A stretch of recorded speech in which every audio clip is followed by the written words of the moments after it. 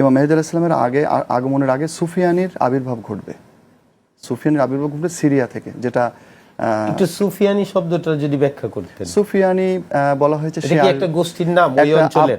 একটা বর্ণনা যেটা পাওয়া যায় এবং যেটা খুবই ফেমাস, সেটা হচ্ছে যে সুফিয়ানি যে আসবে, যে খুবই প্রচন্ড রকম অত্যাচারী একজন শাসক হবে সে, এবং সে মূলত আবু সুফিয়ানের বংশধারা থেকে আসবে।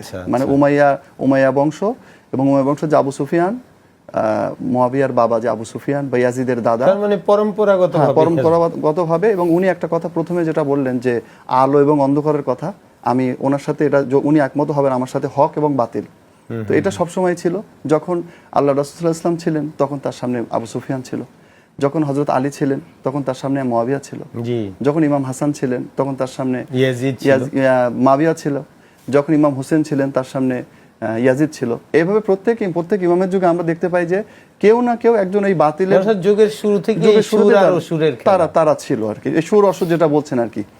তো সেই ক্ষেত্রে আমরা এখানেও কিন্তু আমরা দেখতে পাই যে মূল যে লোকটি ইমাম মেহেদীর বিরুদ্ধে রুখে দাঁড়াবে, আজকাল কিন্তু অনেকে দেখতে পাচ্ছেন।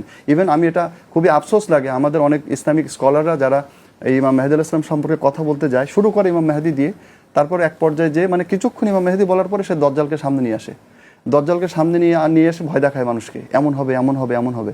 কিন্তু ব্যাপারটা হচ্ছে যে দুটো জিনিসের সমন্বয় ইসলাম ধর্ম। আল্লাহ রাব্বুল আলামিন যখন বলা হচ্ছে তোমাদেরকে ভীতি প্রদর্শনকারী পাঠিয়েছি তোমাদের জন্য, তার পাশাপাশি আবারও বলছেন সুসংবাদ দানকারীও পাঠিয়েছি নবীকে। দুটো জিনিসই আছে।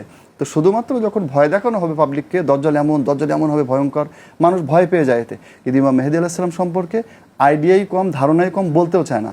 যখন সুফিয়ানি আসবে, সুফিয়ানি আগমন ঘটলে সেখানে সিরিয়াতে প্রচন্ড রকমের সে হত্যাযজ্ঞ চালাবে, ইরাকের একটা বড় অংশ সে ক্ষতি করবে, মানুষ হত্যা করবে। তার